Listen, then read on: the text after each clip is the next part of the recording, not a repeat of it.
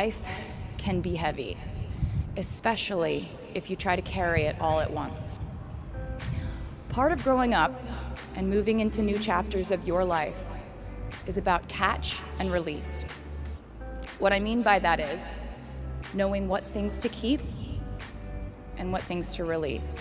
You can't carry all things, all grudges, all updates on your ex, all enviable promotions your school bully got at the hedge fund his uncle started. Decide what is yours to hold and let the rest go.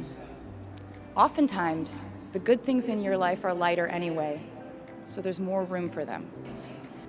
Learn to live alongside cringe. No matter how hard you try to avoid being cringe, you will look back on your life and cringe retrospectively. Cringe is unavoidable over a lifetime. Even the term cringe might someday be deemed cringe. And while we're talking about things that make us squirm but really shouldn't, I'd like to say I'm a big advocate for not hiding your enthusiasm for things. It seems to me that there is a false stigma around eagerness in our culture of unbothered ambivalence. This never be ashamed of trying. Effortlessness is a myth.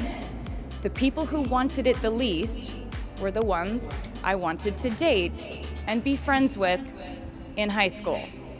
The people who want it the most are the people I now hire to work for my company. And I know it can be really overwhelming figuring out who to be and when, who you are now, and how to act in order to get where you want to go. I have some good news. It's totally up to you. I have some terrifying news. It's totally up to you. See, I was a teenager at a time when our society was absolutely obsessed with the idea of having perfect young female role models. It felt like every interview I did included slight barbs by the interviewer about me one day running off the rails.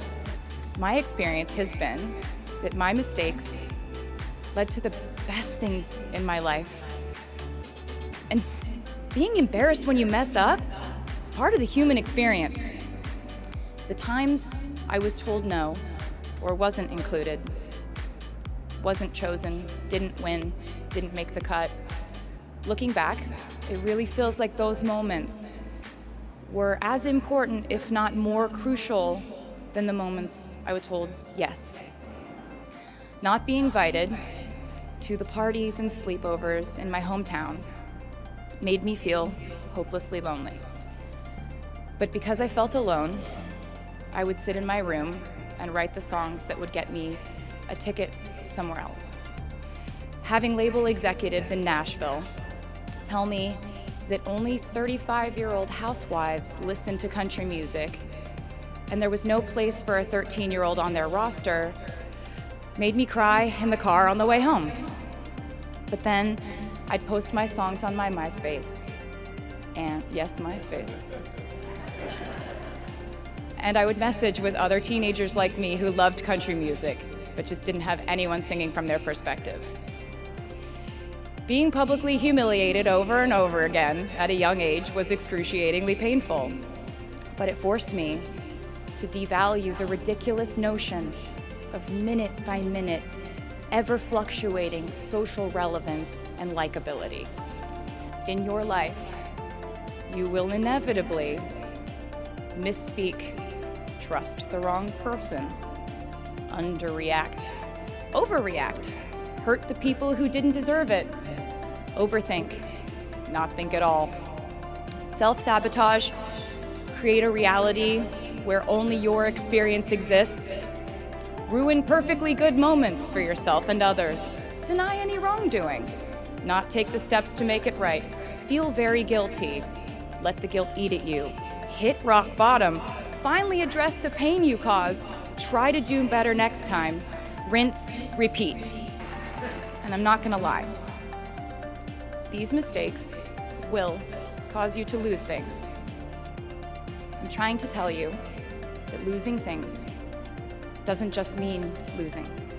A lot of the time, when we lose things, we gain things too.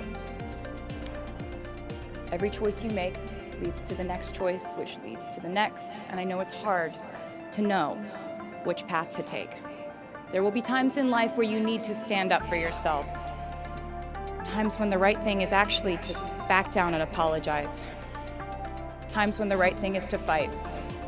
Times when the right thing is to turn and run. Times to hold on with all you have. And times to let go with grace. Sometimes the right thing to do is to throw out the old schools of thought in the name of progress and reform. Sometimes the right thing to do is to sit and listen to the wisdom of those who have come before us. How will you know what the right choice is in these crucial moments? You won't. How do I give advice to this many people about their life choices? I won't. The scary news is you're on your own now. But the cool news is you're on your own now. We are led by our gut instincts, our intuition, our desires and fears, our scars and our dreams. And you will screw it up sometimes. So will I.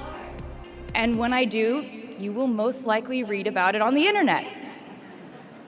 Anyway, hard things will happen to us. We will recover. We will learn from it. We will grow more resilient because of it. And as long as we are fortunate enough to be breathing, we will breathe in, breathe through, breathe deep, and breathe out.